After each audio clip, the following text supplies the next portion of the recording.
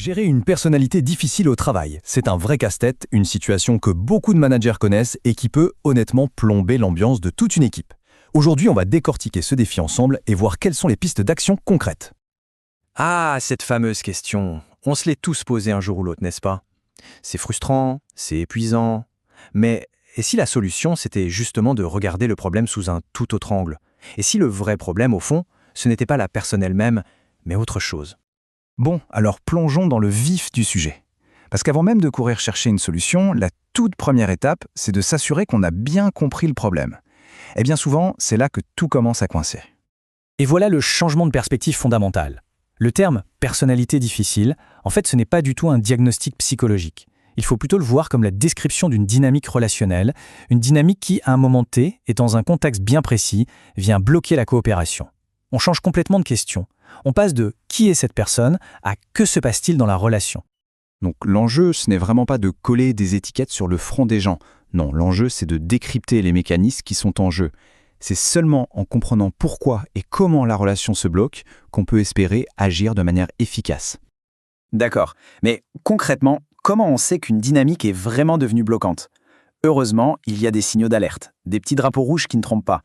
Typiquement, quand le dialogue tourne en boucle, c'est mauvais signe. Il faut observer. Est-ce qu'il y a une rigidité extrême dans les positions? Une critique systématique de tout ce que dit l'autre? Une personne qui n'admet, mais alors jamais, sa part de responsabilité? Ou à l'inverse, une charge émotionnelle qui déborde à chaque discussion? Ou même un évitement total du dialogue? Si on coche plusieurs de ces cases, on peut se dire que la situation est probablement bloquée. Ok, face à ces signaux, la grande question c'est qu'est-ce qu'un manager peut vraiment faire? Où se situe sa zone d'influence réelle? Définir ce périmètre, c'est absolument essentiel pour ne pas s'épuiser en vain. Il faut être lucide là-dessus, sur les frontières de l'action managériale. Ce qui est hors de portée. Tenter de changer la personnalité de quelqu'un ou ses convictions profondes, c'est une bataille perdue d'avance. Par contre, là où se trouve le vrai pouvoir d'action, c'est sur le cadre, les règles et les comportements professionnels attendus, ceux qui sont concrets et observables. Concrètement, ça donne un plan d'action en 4 étapes simples. 1. On clarifie les attentes, noir sur blanc. 2. On applique ce cadre tout le temps et pour tout le monde. La constance, c'est la clé. 3. On essaye de limiter au maximum les zones grises, les non-dits qui créent de l'ambiguïté. Et 4. Le point peut-être le plus crucial, on se concentre toujours sur les comportements qu'on observe, jamais sur la personne. Avoir un bon plan d'action, c'est super, mais sans le bon état d'esprit, la bonne posture, ça ne sert pas à grand-chose. C'est tout aussi déterminant. Voyons un peu comment aborder ça de la meilleure façon.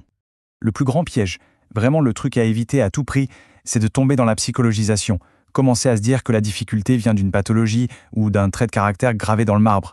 C'est une pente très glissante qui ne rend service à personne. Parce que l'étiquetage, ça a des conséquences désastreuses en cascade. D'abord, on enferme la personne dans une case.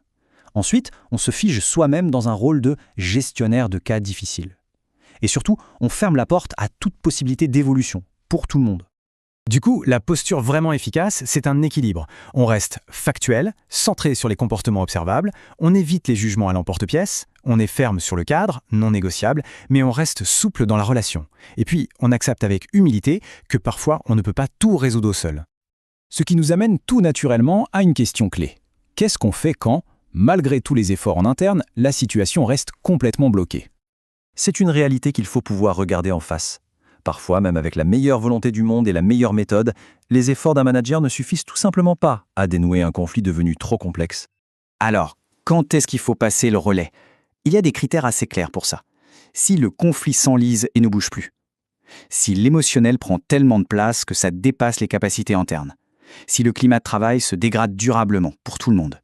Ou pire, si on identifie des risques pour la santé de l'équipe, là, il est temps de chercher de l'aide.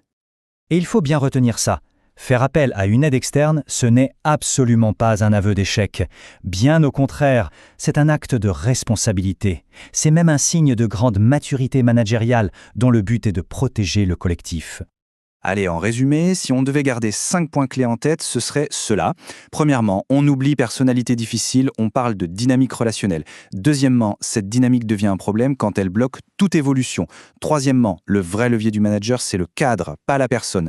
Quatrièmement, on évite les étiquettes comme la peste. Et enfin, cinquièmement, demander de l'aide, c'est faire preuve de force. On termine avec cette question qui est peut-être la plus importante de toutes. Et si, en tant que manager, le plus grand pouvoir de transformation ne résidait pas dans la vaine tentative de changer les autres, mais plutôt dans notre capacité à construire et à maintenir un cadre de travail qui soit juste, clair et sécurisant pour tout le monde.